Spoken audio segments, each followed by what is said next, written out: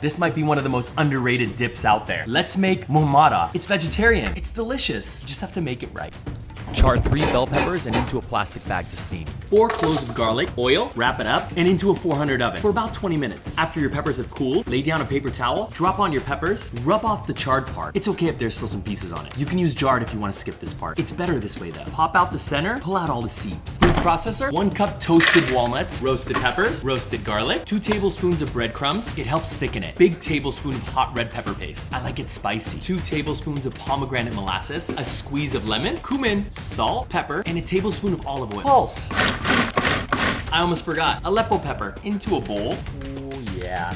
A little olive oil, some more aleppo, and a couple walnuts for a garnish. Looks so good.